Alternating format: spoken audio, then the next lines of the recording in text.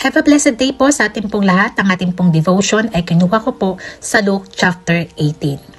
So sa buhay po natin, may mga panahon na gusto natin ng mga instant na mga sagot sa mga panalangin natin, mga instant reply sa mga message natin, sa tawag. Gusto natin instant din yung mga result, instant yung success. Pero sa Luke chapter 18, itinuturo po sa atin ng Panginoon na hindi po lahat instant. Kailangan maging persistent po tayo sa ating faith. Actually po, yung main message po ng chapter po na to ay we have to pray always and don't give up. Kaya po yung title ng message po natin, Don't Give Up. Basahin po natin ang Luke chapter 18 verses 5 to 7. Bibigyan ko ng katarungan ang babaeng ito para hindi niya ako gambalain ulit. Dahil kung hindi, iinsin lang niya ako sa kapaparito niya. Pagkatapos, sinabi ng Panginoon, narinig niyo ang sinabi ng masamang hukom? Ang Diyos pa kaya ang hindi magbigay ng katarungan sa mga pinili niya na tumatawag sa kanya araw-gabi? Ang tunay na faith hindi sumusuko, even kapag delayed ang sagot. Tingnan po natin yung short clip video po nito ng Parables of the Persistent Widow. There was once a judge in some city who never gave God a thought or cared for people. He did not love God or did not care for God. In that same city, there was a widow who kept coming after this judge saying, I need your help. The judge really didn't care about this widow and actually ignored the widow and wouldn't give the widow any attention to her. But the widow never ever gave up. The widow kept knocking and yelling and speaking to the judge whenever she could. She kept on knocking on his door at crazy hours of the night and saying, I need your help. After this went on and on, the judge said to himself, I don't care what God thinks, and I even care less about what people think. But this widow won't quit. And because this widow is so persistent, I better help her out. So the judge ended up helping out the widow because she was so persistent. And Jesus said, listen to what the unjust judge says. And will not God bring justice for his chosen ones who cry out for him day and night? Will he keep putting them off? I tell you, he will see that they will get justice and quickly. Jesus challenges us to pray and not give up.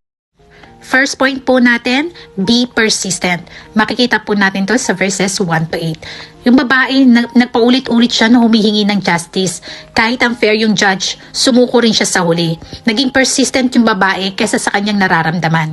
Kaya kung ikaw, kung minsan nararamdaman mo na parang wala ka ng gana, magpatuloy ka pa rin.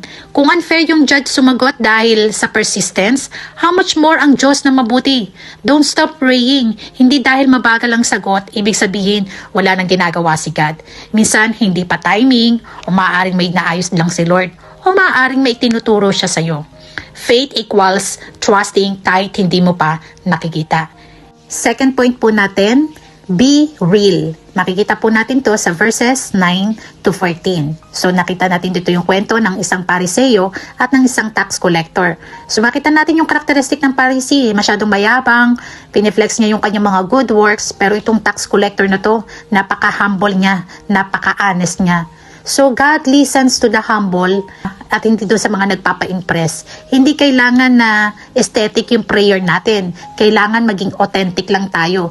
Be real kay God. Mas gusto ni God yung totoo kesa sa perfect. Pangatlong point po natin, have a childlike faith na makikita po natin sa verses 15 to 17. Ginawang example ni Jesus yung mga bata dahil yung mga bata, lagi silang nagtitiwala. Lesson po dito, faith is not complicated. Kailangan lang nating buong puso na magtiwala sa ating Panginoon. Hindi naman po kailangan ng mga malalalim na mga salita. Kailangan lang natin yung puso na laging nagtitiwala. Marami mang bagay na negative na nangyayari sa buhay natin, pero mas marami pa rin yung bagay na mabuting ginagawa ang Diyos. So, we have to be grateful in everything dahil alam natin na hindi tayo pababayaan ng ating Panginoon. Pang-apat, let go. Sa verses 18 to 30, pakita natin dito yung rich young ruler. Gusto niya yung eternal life pero ayaw naman niyang bitawan yung yaman. May mga bagay na humahad lang sa full surrender natin at maaaring ito yung comfort mo, yung relationship, yung pride, or yung mga social image. Hindi natin pwedeng pagsabayin na hawakan si Lord at yung pangarap natin. May mga bagay na kailangan nating isuko para fully surrender tayo. Sabi nga, we cannot serve two master. At ang panglima, faith that shouts. Sa verses 35 to 43, yung bulag na lalaki, sumisigaw siya kay Jesus. Pero anong ginawa niya? Pinatatahimik siya, pero lalo pa siyang sumigaw. So kailangan lang natin dito, magkaroon tayo ng boldness sa ating pananampalataya. Yung hindi nahihiya. Faith is not quiet when it's desperate. Kailangan maging desperado tayo sa ating Panginoon. Fight for your breakthrough. Application po natin, huwag kang susuko sa prayer. Kahit walang sagot agad ang Panginoon, keep showing up. Be real kay Lord. Hindi kailangan ng mga perfect words. Kailangan lang nating maging totoo. I-let go natin yung mga distractions. Be bold in faith. Pray, worship, at mag-stand firm tayo sa ating pananampalataya. Kasi sa mundong ito, madaling sumuko, madaling mawala ng gana, madaling mawala ng faith. Pero sabi ni Lord, pray kahit matagal yung sagot. Trust kahit mahirap. Don't give up.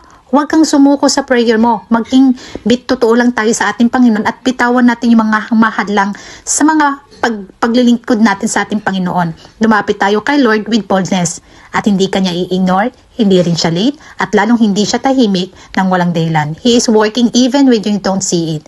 Don't stop praying. Do not give up. God bless po.